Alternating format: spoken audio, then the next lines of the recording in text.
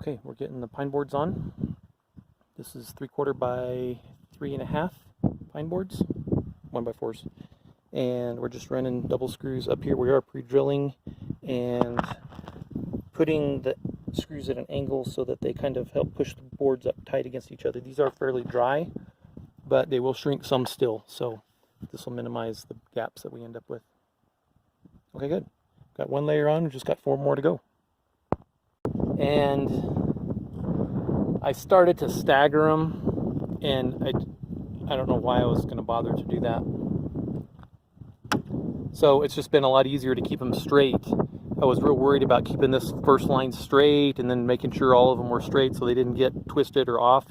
And I said, forget that, just go ahead and make a line right down here and put them all in line here. It was so much easier. And then even if there's a gap here on top of one of these boards, on top of one of these vigas, it's never going to show up. So my plan is to go ahead and cut this off here on the end. Hopefully I'll get this framed up this afternoon as well if I can get these last few boards on and get them cut. So it actually looks pretty good from the inside. And these were $2 a piece, $1.98 at Home Depot. And so for 140, it was whatever that comes out to, 400 something. So, but this is going to be the ceiling. This is what we're going to see from the inside, and we want it to look nice. So that's a worthwhile investment in the ceiling. And my buddy Glenn reminded me to make sure to make these tight so that when they do shrink, hopefully the gap won't be very big. So not only am I jamming them up against each other as I'm putting each one of them on, I'm pre-drilling all of them and angling the screws in so that the screws pull them tight up against each other. Making sure to put the lettering up, like my wife said, so that's not down, so that doesn't show up. Smart lady, saved me a lot of trouble. Okie doke. 4 glass panes in. 2 more are at the shop. I just need to have them delivered. Those will be 2 more of the 46ers, and then I got a 34 to go on the end right there. Sweet. And made some good headway today. Got up a bunch of the pine boards, over 100 is my guess. Since we bought 140 and I have about, I don't know, 12 left over, 10. So these vigas are on 32-inch centers, so it worked out pretty well. It's given me some overhang, which is what I want for the roof edge. And also we'll build a can wall right across the top here. So most of that side of the pine boards will be hidden, and the same thing over here. We've got about 20 inches or so of overhang here, and we'll have a can wall right here that starts up behind this beam and goes back. Boom. Okay, cool. Sort of like that. So there'd be a can wall filling that space. All right. And so what else about these?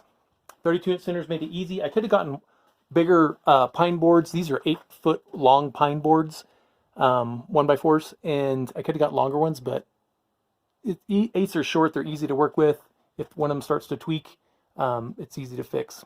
So you can see some gaps there. In spite of my diligence in trying to keep that as tight as possible. But that's just going to be part of it. That's going to be part of the character.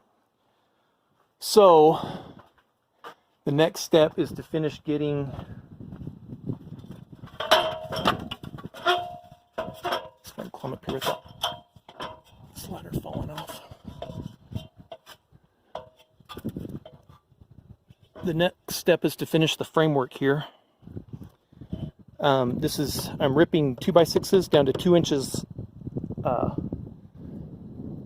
high, and we'll be putting these on every viga. So there'll be 10 of these across here, actually 12, because there'll be a couple on the end. So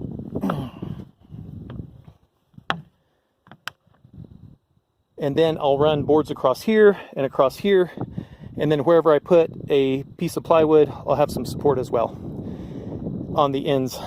So it's going to take a little bit of construction and a little bit of time, but once we get that done, we'll be able to pop the insulation in. Hopefully that'll go quick, and then I'll put on the 1/2-inch plywood over the top of that, and then we'll roll some tar paper over it.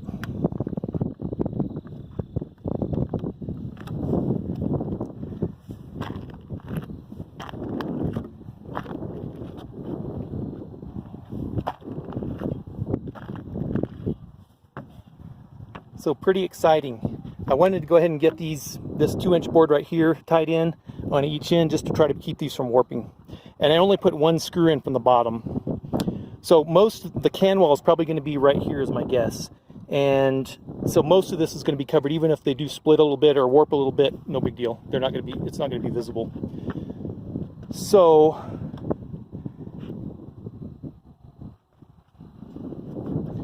I probably will have to build a little bit of a support back here for the back of the roof and maybe along the edge here as well, just to give the edge of the roof some support.